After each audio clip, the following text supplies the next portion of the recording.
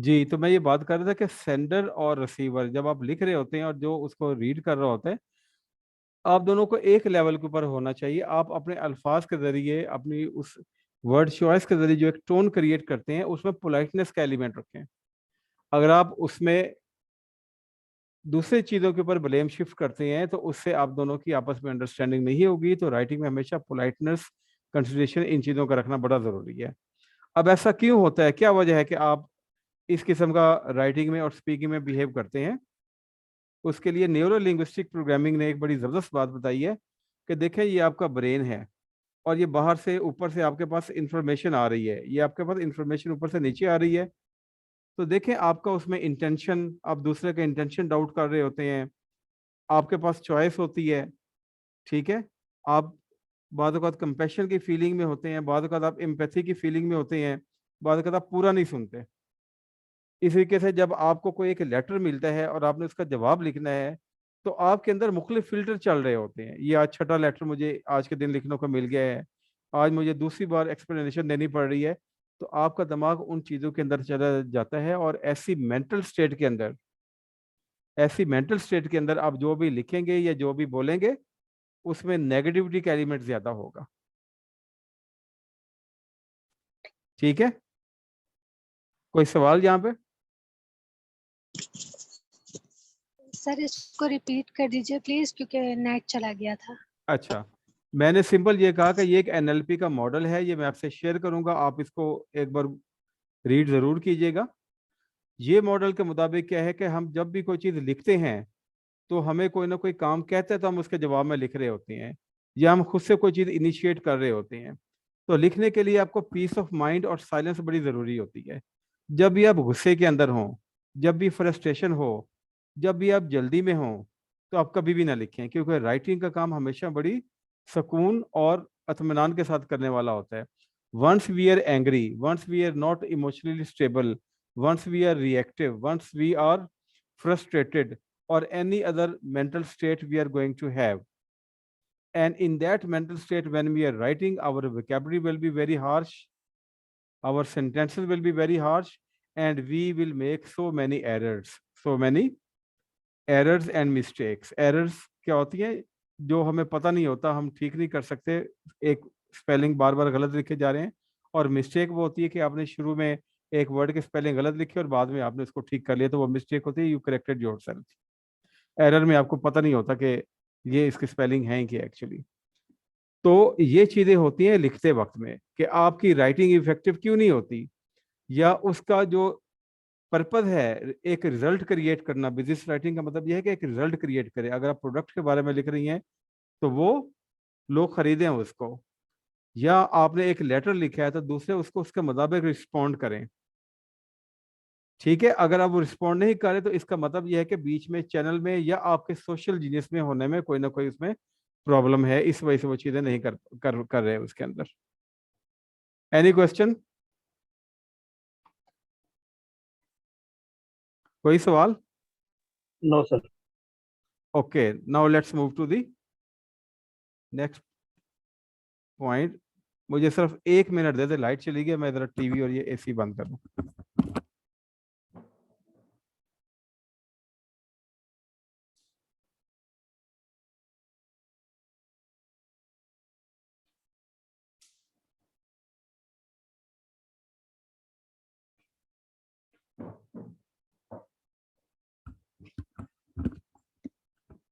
Sorry. अच्छा, ये एक है प्रोसेस ऑफ राइटिंग, इसे कहते हैं। इसके बाद मैं आपको प्रोसेस ऑफ कम्युनिकेशन है, इसके बाद मैं आपको प्रोसेस ऑफ राइटिंग बताऊंगा। ठीक है। प्रोसेस ऑफ कम्युनिकेशन ये कहता है कि जब भी आप कोई चीज़ लिखने लगे हैं, ठीक है, तो सबसे पहले आप उस चीज़ के बारे में क्या करते हैं, कंसीव करते हैं, सोचते हैं कि मैंने लिखना क्या है। आप रिएक्शन में आकर नहीं लिखते। हमारी मोस्ट ऑफ द राइटिंग जो है वो रिएक्शन होती है।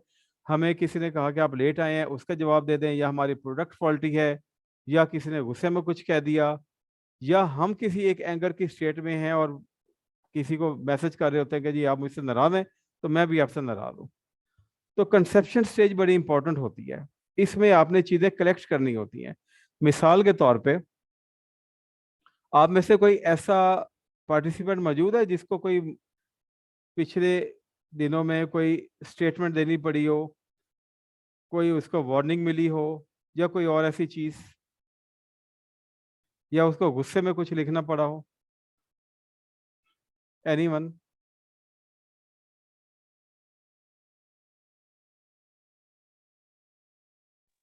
Yes, sir. Ji Before some days or time, I was appointed on the discipline in charge, but they given to me rules for that one duty. But my new principal asked and said to me, please give me rules which you followed in that one duration, and you give me in written statement. First I refused to her, but after that simply I give to her, typed and give to her. And after that she said, I want to add something, this, that. And what is this? देखिए, पहले First I felt तो आपने it's not उसको good thing.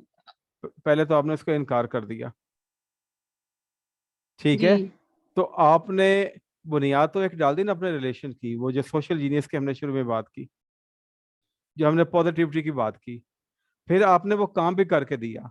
तो ये छोटी छोटी छोटी छोटी चीजें होती हैं। कुछ आपकी प्रीवियस रिप्यूट ट्रांसफर होती है, जब भी एक प्रिंसिपल जाता है और दूसरा प्रिंसिपल आता है, एक हेड जाती है और दूसरी हेड आती है, तो वो आपस में कनेक्टेड होते हैं, ठीक है? इवन चार चार हेड्स पुराने कनेक्टेड होते हैं। मैं खुद प्रिंसिपल रह चुका हूँ थोड़े अरसे के लिए, बहरिया मॉडल स्कूल, वो जो DHA कराची में है, PNS शिफा के बराबर में। तो वो उस वजह से मुझे मालूम है कि आप पुराने प्रिंसिपल के साथ कनेक्टेड होते हैं, और वो आपको हर टीचर के बारे में फीडबैक देते हैं, तो वो बंदा बायस्ड हो जाता है।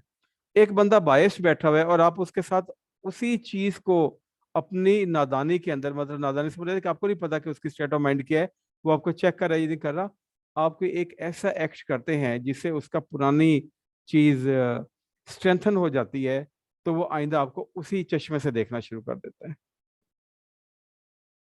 जब भी आपने कोई देखे, सबसे पहले तो आपने यस का अपने अंदर डालना है। मैंने कहा ना कि लास्ट क्लास में हमने बात की थी कि हमें 60,000 daily, a normal human being है 60,000 thoughts, 60,000 thoughts on average. Out of these 60,000 thoughts, 80 to 95% thoughts are negative. It means the very first thought, जब भी आपको नया काम मिलेगा, नई चीज होगी, नया कोर्स करना होगा, नई चीज खरीदनी होगी, किसी के घर जाना होगा पहली बार, आपके अंदर एक रेजिस्टेंस आएगी कि नहीं मैंने ये नहीं करना, या मैं ये डिले कर दूं, या मैं ये चीजें बाद में कर लूं। इस चीज के ऊपर जिस दिन आपने काबू पा लिया, इसमें मैं अपने आप को भी शामिल कर रहा हूं, एक पॉजिटिविटी हम लेके आ गया, हर चीज को हमने एक दूसरे एंगल से देखना शुरू कर दिया, हमारा बिहेवियर चेंज हो जाएगा। अगर मैं लेट्स से कि सर अरशद को लाइक नहीं करता, ठीक है, हम एक ही जगह पे इकट्ठे काम कर रहे हैं और बज़ाहिर मैं इनसे बड़े अच्छे तरीके से मिलता हूं, तो वो मेरी बॉडी लैंग्वेज रीड कर लेंगे। आपको पता है कि जब हम कम्युनिकेट करते हैं एक दूसरे शख्स के साथ, तो उसमें हमारी जो वर्बल कम्युनिकेशन है, वर्बल कम्युनिकेशन में स्पीकिंग और राइटिंग दोनों आ जाती हैं, वो कितने % काउंट करती है? एनीवन? जी जल्दी जल्दी जवाब दें, पार्टिसिपेट करें, खत्म भी करना है इसको। 10 to 15%. अपना नाम बताएं और फिर। Iram. Ji miss Iram, 10 to 15%। Yes, any other? 40 to 50. कितना? 40 to 50. 40 to 50, ठीक है। डॉक्टर मेहराबियन ने, जी सर अरशद, डॉक्टर मेहराबियन ने इसके ऊपर बहुत रिसर्च की और उन्होंने कहा कि 7%, हमारी जो वर्बल कम्युनिकेशन है वो 7% काउंट करती है इंटरपर्सनल कम्युनिकेशन में। जब हम किसी जगह पे किसी ऑफिस में काम कर रहे हैं, तो हमारे वर्ड जो है वो 7% काउंट करते हैं, ठीक है? अब इसमें थोड़ी वेरिएशन है, बाद लोग 10% कहते हैं, बाद 9% कहते हैं, बाद 8% कहते हैं, बाद 15% कहते हैं, लेकिन अब भी जो वेस्टर्न रिसर्चर्स हैं वो उसको 7% ही मानते हैं, मीन्स के बहुत कम हिस्सा। और हमारी सारी की सारी तालीम, हमारे सारे के सारे कोर्सेज, सारे रीडिंग और राइटिंग के ऊपर बेस करते हैं। हमारा सिस्टम ऑफ एग्जामिनेशन रीडिंग और राइटिंग के ऊपर बेस करता है। हमें पता ही नहीं कि हमने सुनना कैसे है, हमने टोन कैसे बेहतर करनी है। और जो हमारी नॉन वर्बल कम्युनिकेशन है वो 93% काउंट करती है। कितनी? 93%। और 93। और इस 93% को भी उन्होंने फर्दर ब्रेक किया है। वो कहते हैं कि इसमें जो 55% है, 55%, ठीक है, 55% जो है वो हमारी नॉन वर्बल कम्युनिकेशन है। नॉन वर्बल कम्युनिकेशन से क्या मुराद ये है, हमारी जेस्चर्स, हमारी बॉडी लैंग्वेज, हमारे देखने का तरीका, हमारे खड़े होने का तरीका, हमारी ऑब्जर्वेंस ऑफ द टाइमिंग, हम किससे कितने डिस्टेंस के ऊपर काम करते हैं, कितने डिस्टेंस के ऊपर खड़े होकर बात करते हैं, ठीक है, और हमने कपड़े कौन से पहने हुए हैं, हमारी ड्रेसिंग कैसी है, हमने परफ्यूम कैसे वियर किया हुआ है, वगैरह वगैरह वगैरह, ये सारी चीजें मिला के वो कहते हैं 55% ये चीजें जो हैं वो आपकी काउंट करती हैं। और 38% क्या चीज है? वो है जिसकी कल हमने बात की, पैरा वर्बल कम्युनिकेशन, आपका लहजा, आपकी टोन। आपको हेड ने बुलाया कि mister Tariq, why you haven't put up this file to me up till now, और मिस्टर तारिक साहब भी गुस्से में आ जाते हैं क्योंकि वो सुबह से 6 बार बेसिक करवा चुके हैं। अब 7वीं बार जब फिर होती है तो वो काबू नहीं रख पाते और वो कहते हैं सर आप काइंडली चेक कर लें अपने पीए से, मैंने फाइल सुबह ही जमा करवा दी थी। अब फिक्रा क्या बोला? सर काइंडली चेक कर लें अपने पीए से, मैंने ये फाइल सुबह ही जमा करवा दी थी। अब मेरी ये जो वर्बल कम्युनिकेशन है इसमें कोई चीज नेगेटिव है? बताएं।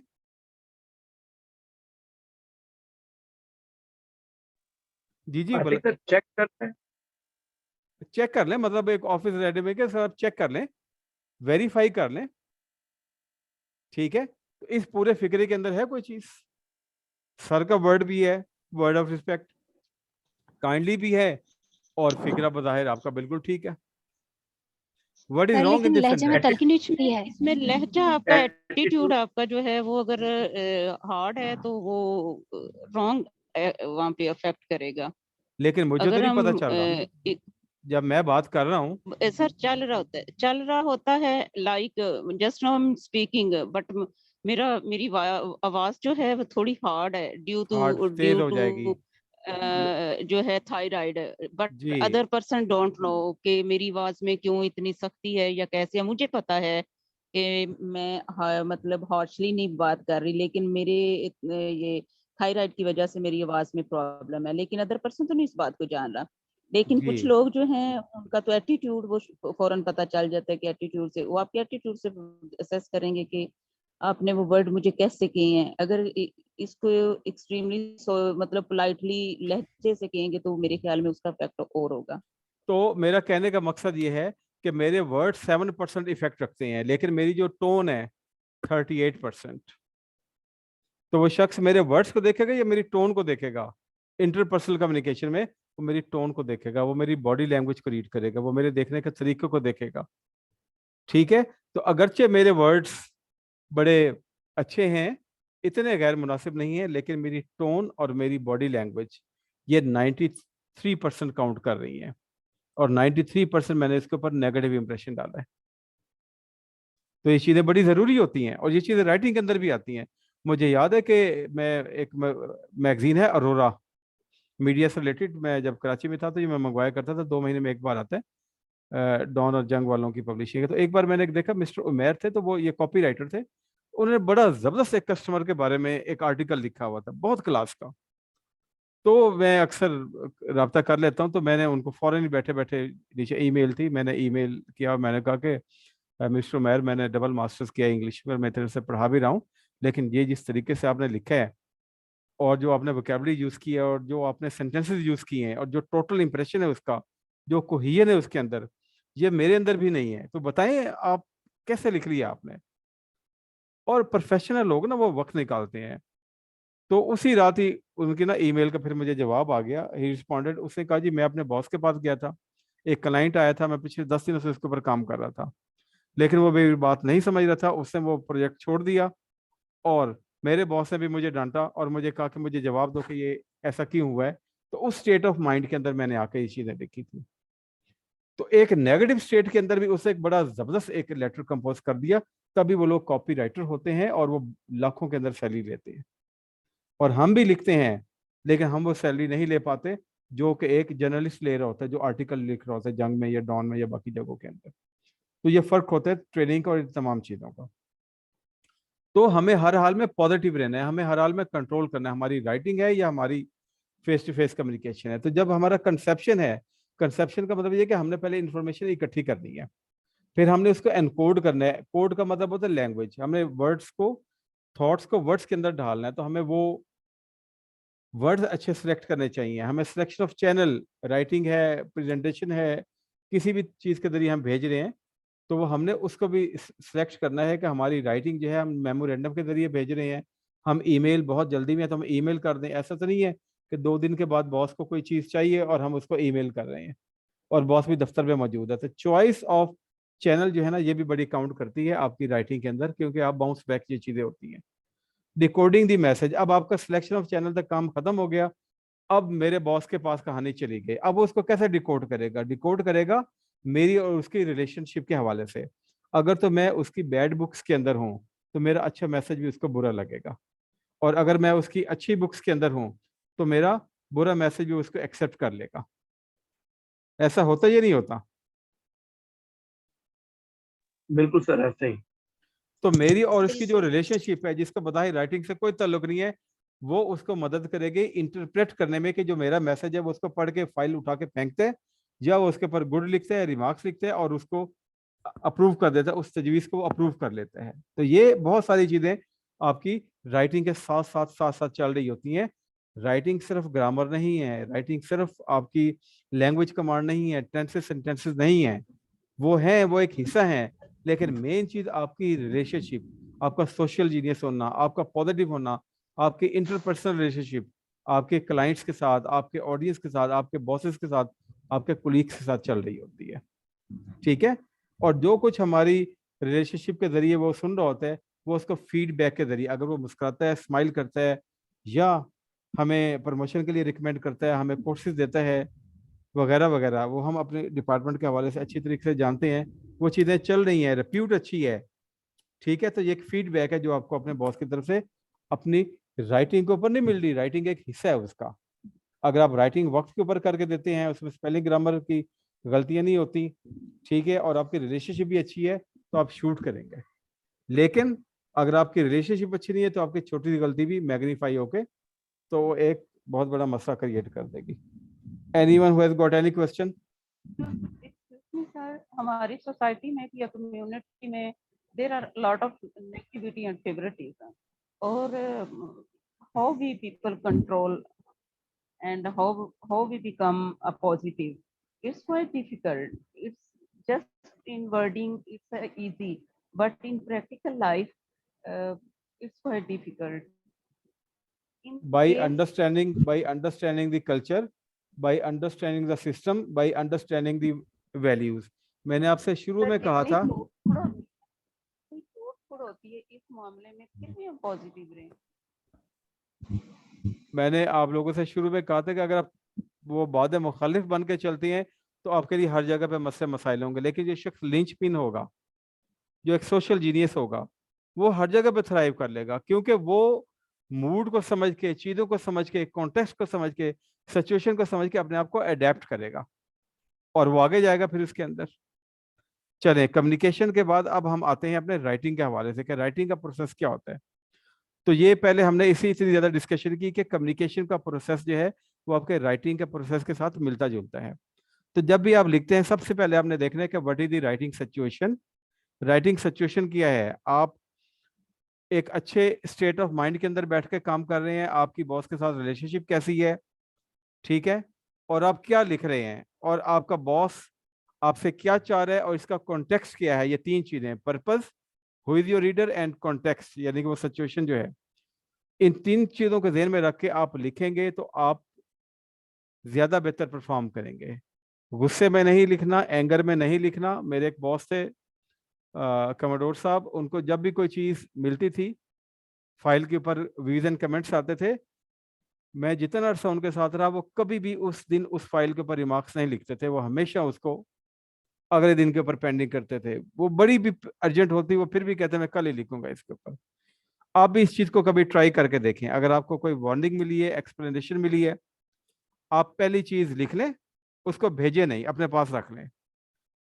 लेट 24 आवर्स पास, और अगले दिन आप उठ के जरा देखें और फिर आप लिखें, और फिर आप टैली करें, कंपेयर करें दोनों को कि कौन सी चीज ज्यादा बेहतर है। क्योंकि पहली थॉट नेगेटिव होती है, पहली थॉट रिएक्टिव होती है, हम रिस्पॉन्सिव नहीं होते, हम रिएक्टिव हो जाते हैं।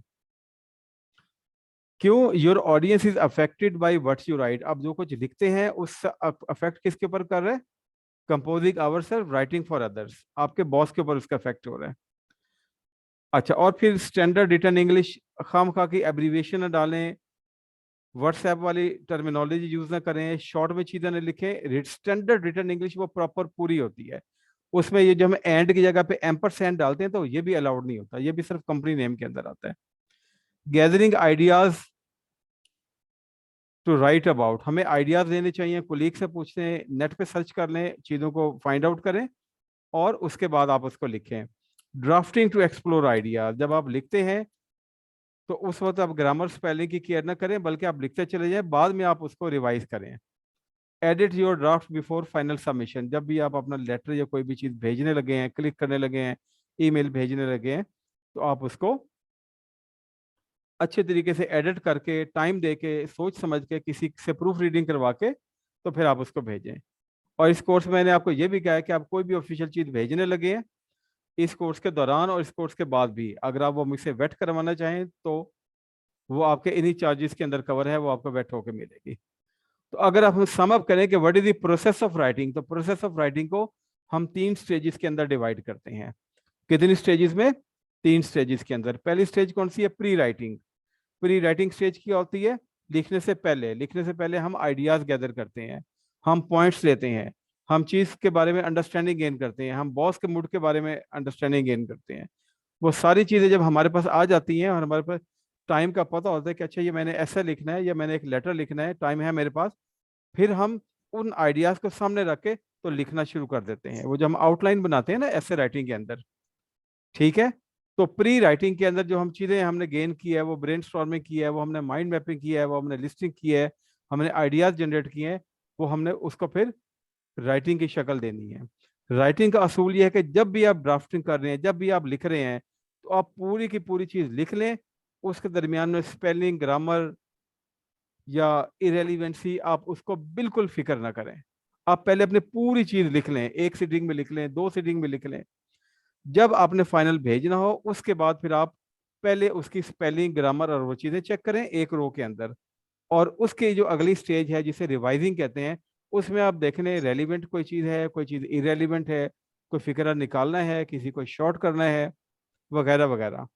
तो एडिटिंग और रिवाइजिंग ये 2 अलग-अलग आपके स्टेप्स हैं, इनको एक स्टेप के अंदर ना करें, ठीक है। रिवाइज करके जो आपके पास चीज़ आएगी, आप उसके ऊपर मुतमईन होंगे, वो आपको होगा final draft.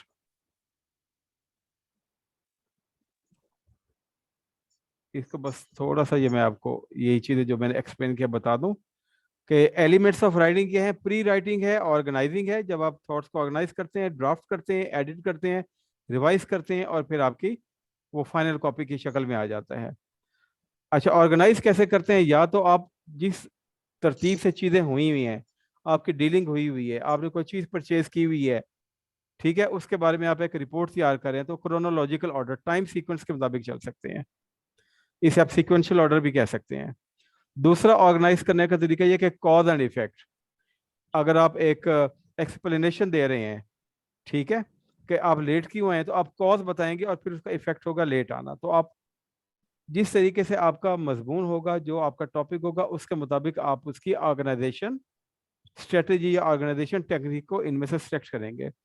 Order of degree in telling how different ideas can be ranked in importance, familiarity, complexity and so on. इसका मतलब यह है कि अगर आपसे आइडियाज़ मांगे गए हैं कि बताएं हम एलईडी टीवी लें या हम एंड्रॉयड टीवी लें, एक एग्जांपल के तौर पे, ठीक है, तो आप उनकी प्राइस, उनकी रैंकिंग, उनके प्रोज एंड कॉन्स, उनके फीचर्स, उनको एक ख़ास तरतीब के साथ बता के बुलेट पॉइंट्स के अंदर, और नीचे फिर आप उसको एक्सप्लेन कर देंगे, अपनी जो भी लॉजिकल चॉइस है उसको आप एक्सप्लेन कर देंगे। स्पेशल ऑर्डर भी एक तरीका होता है ऑर्गेनाइज करने का राइटिंग को। इसमें क्या होता है कि आपने चीज़ें कैसे अरेंज करनी है। जैसे किसी जगह पे चोरी होती है और वो उसके बारे में एक रिपोर्ट कोई शख्स लिख रहा है, तो वो नियर टू फार उसको एंगल में ले सकता है, या इनसाइड टू आउटसाइड। इनसाइड का मतलब ये कि घर में सिक्योरिटी अरेंजमेंट क्या थे और बाहर क्या चीज़ें थी, सोसाइटी के अंदर गार्ड थे नहीं थे, गली के अंदर चौकीदार था नहीं था। तो कोई भी आपका स्पेशल ऑर्डर आपकी सिचुएशन के मुताबिक आप उसको चूज कर सकते हैं। अच्छा, फिर राइटिंग के अंदर एक होती है डायरेक्ट अप्रोच और एक होती है इनडायरेक्ट अप्रोच। डायरेक्ट अप्रोच का मतलब कि आप सीधा उस काम के अंदर आ जाते हैं, सीधा बता देते हैं कि जी वो मैं बाइक पंक्चर हो गई थी और उसकी वजह से मैं लेट हो गया हूँ। ये होती है आपकी डायरेक्ट अप्रोच। इनडायरेक्ट अप्रोच ये होती है कि आप थोड़ा सा बात को घुमा फिरा के, जब आप एक्सप्लेनेशन दे रहे होते हैं तो आप चीज़ों को डायरेक्ट में नहीं लेके जाते, आप थोड़ी सी पहले लॉजिक और रीज़न दे के और उसके बाद फिर आप उसको जाके तो कंक्लूड करते हैं। और ये ड्राफ्टिंग वाला मैं आज जो एक्सप्लेन किया है ये आपके पास स्लाइड आ जाएगी। रिवाइजिंग एडिटिंग की जो हमने चीज़ें की हैं वो भी आ जाएगी। और इंशाल्लाह जो हमारी नेक्स्ट क्लास होगी उसमें हम थोड़ी सी बात करेंगे वोकैबलरी के हवाले से, हमें कौन से वर्ड यूज़ करने चाहिए कौन से नहीं करने चाहिए, उन चीज़ों के ऊपर हम इंशाल्लाह डिस्कस करेंगे। और आज की हम क्लास यहीं पे एंड करते हैं। अभी I am open for the question answer session. कोई आपके पास सवाल है, कोई चीज़ पूछना चाहते हैं, कोई क्यूरी है आज के लेक्चर के बारे में, तो house is open for discussion.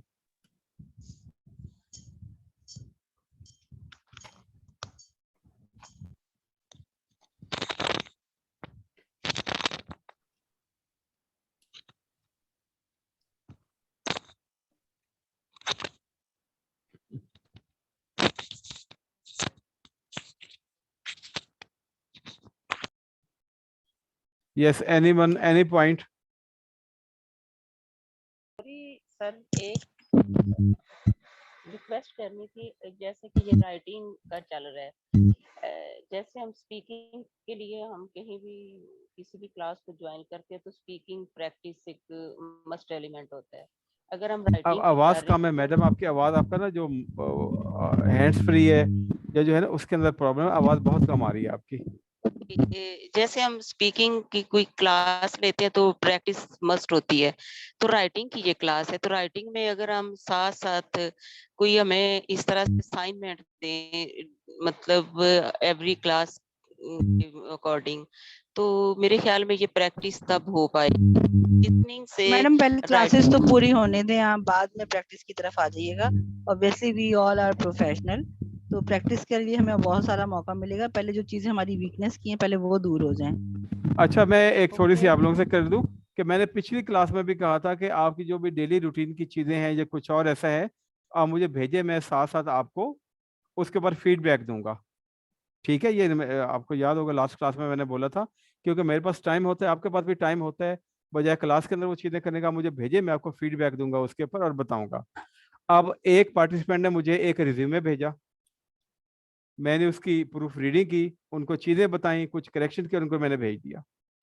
एक पार्टिसिपेंट ने मुझे एक व्हाट्सएप का मैसेज भेजा 10-12 लाइनों का, आज सुबह उन्होंने मुझे भेजा, तो मैंने उसके ऊपर जो भी उनकी राइटिंग के ऊपर कमेंट्स से जो चीज़ें थी वो मैंने उनसे क्लियर की।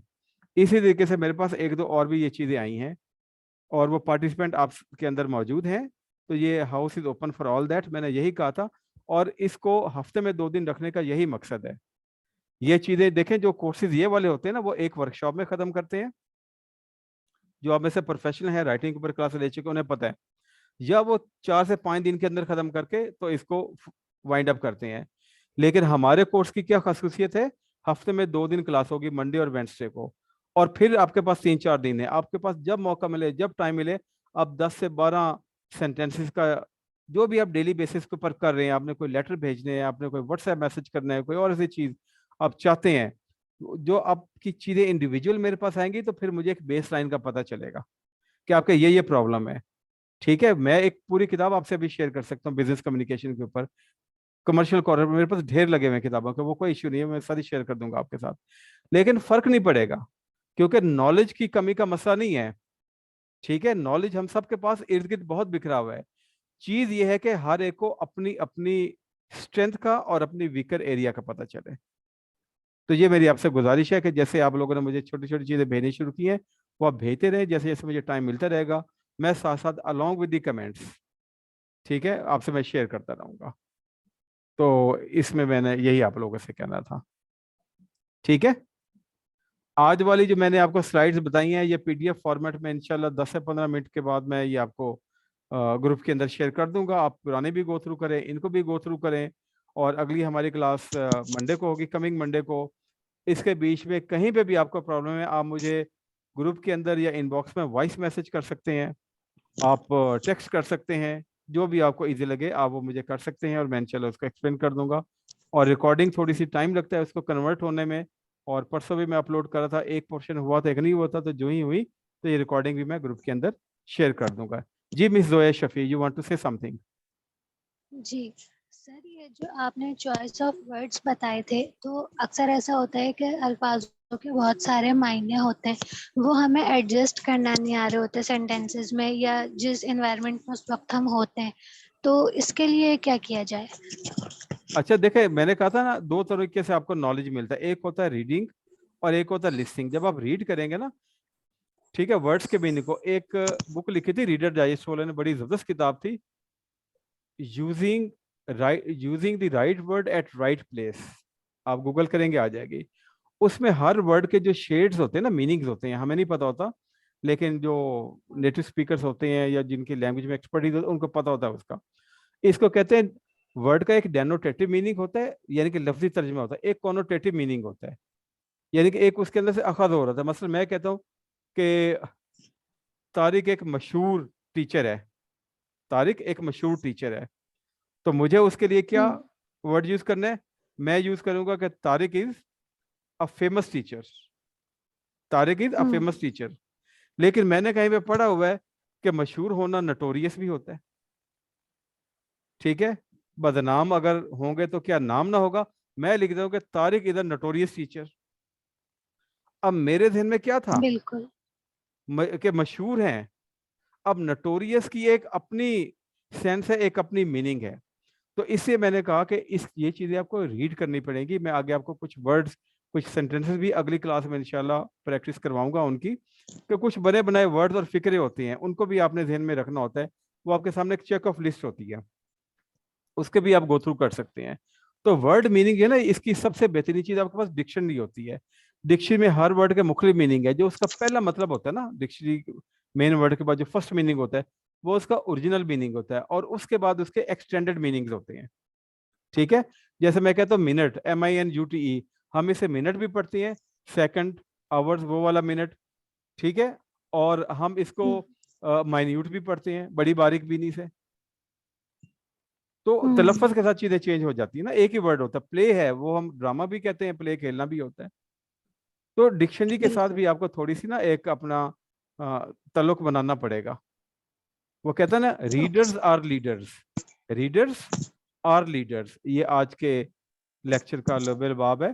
पिछले का था composing ourselves, writing for others, और आज का है रीडर्स आर लीडर्स। आप लीडर बनना चाहते हैं, आपने लीड करना है, आप लोगों से ऊपर जाना है, तो आपको रीड करना पड़ेगा, आपको लिसनिंग करना पड़ेगी। मैंने जो लिंक शेयर किया था टेड टॉक का, किसी ने सुनी है वो टॉक? गालबन जोश कॉफमैन की 20 आवर्स। वो कहते हैं कि कोई भी चीज़ आप सीखते हैं ना, तो पहले 20 घंटे बड़े इंपॉर्टेंट होते हैं, क्योंकि 5 घंटे के बाद आपका दिमाग रजिस्ट करना शुरू कर देता है, आपका ब्रेक डाउन टाइम आ जाता है, आप कहते हैं बस मैं ये मुझसे नहीं हो सकता। और वही टाइम होता है मेकअप और ब्रेकअप। या तो आप टूट जाते हैं, वो काम छोड़ देते हैं, और जब आप उस बैरियर को क्रॉस करते हैं, कंफर्ट जोन से आगे जाते हैं, तो फिर आपकी डेवलपमेंट, आपकी ग्रोथ, वो चीज़ें स्टार्ट हो जाती हैं। Yes, any question?